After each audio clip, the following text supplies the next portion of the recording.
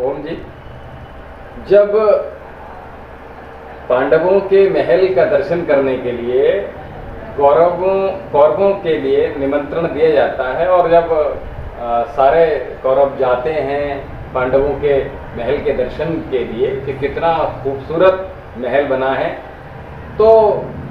कहीं ऐसा लग रहा है मानो पानी है, लेकिन वहाँ पानी नहीं होता, तो वहाँ फर्श ही होता है। तो दुर्योधन वहाँ बसते हैं और जहाँ ऐसा लगता है मानो फर्श है, वहाँ पानी होता है और दुर्योधन हठास मारकर और समुद्र में और जो फर्श पर चल जाते हैं तो सीधे पानी में उतर जाते हैं और भीग जाते हैं। और इतना करते ही यानी उनको खुद ही अपने ऊपर एहसास होता है कि ये मैंने गलत किया, तो शर्मिंदा होते हैं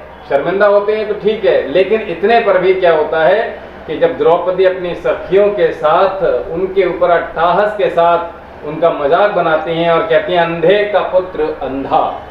तो महाभारत की नींव वो रख देती हैं। तो ये जो चीज़ें हैं हमें सीख देने के लिए हैं, हमें सीखने के लिए हैं कि कभी भी हमारी भाषा जो है वो थोड़ी दूरगामी होना चाहिए, दूरदृष्टा होना चाहिए प्रत्येक जीव को, मनुष्य को, कि जो वो कह रहा है उसे किसी के दिल को, हृदय के न जाने कौन से कोने में उसके ये बस जाए और वो प्रतिशोध की ज्वाला में जलता रहे और एक दिन ऐसा आए कि वो प्रतिशोध ले और आपको तहस नहस कर दे। तो इसलिए किसी को छोटा ना समझें, किसी को गरीब ना समझें। तो हमारे जो कबीरदास जी हैं वो उनका बिल्कुल स्पष्ट कहते थे वो कि किसी भी व्यक्ति पर हंसना नहीं चाहिए, किसी व्यक्ति का उपहास अट्टहास नहीं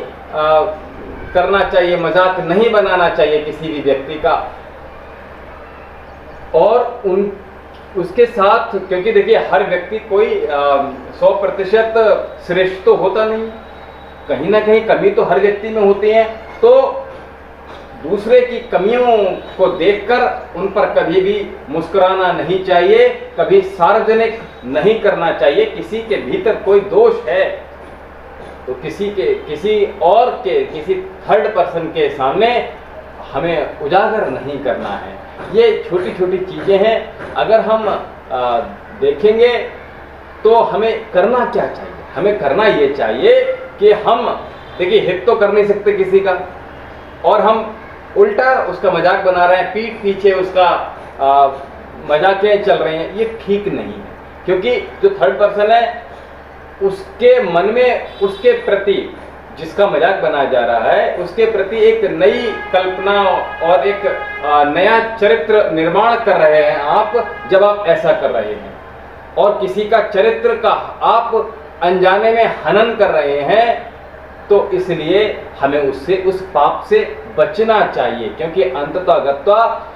शास्त्र कहते हैं कि जो व्यक्ति किसी के साथ गलत कर रहा होता है, अंततः वो अपना स्वयं का ही बुरा कर रहा होता है। तो इसलिए हमें किसी का हित अगर कर सकते हैं तो हमें हित करना चाहिए, अवश्य करना चाहिए, लेकिन किंतु कभी उसके पीछे उसकी मजाक बनाने से, कभी उसके ऊपर हंसने से हमें बचना चाहिए। देखिए समय का बड़ा मूल्य है। समय जो होता है, समय की जब धारा चलती है, समय का फेर जब चलता है, तो नाव समुद्र में डूब जाए ये कोई नहीं जानता, कब पासा पलट जाए, कब जीवन बदल जाए किसी को नहीं पता, क्योंकि जीवन जो होता है वो बड़ा ही उतार चढ़ाव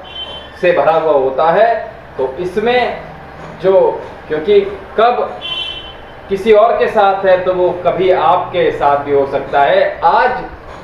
आपका दिन मानो ठीक है, कल कैसा रहेगा ये तो कोई नहीं जानता ना। इसलिए दूसरे पर हंसी उड़ाने से पहले अपने भविष्य को भी जानना चाहिए, क्योंकि और कल कैसी घटना आपके साथ घट जाए ये भविष्य कोई नहीं जानता। तो इसलिए कबीर जी ने बड़ा ही प्यारा जो दोहा लिखा है, वो क्या लिखा है? मेरा गर्व ना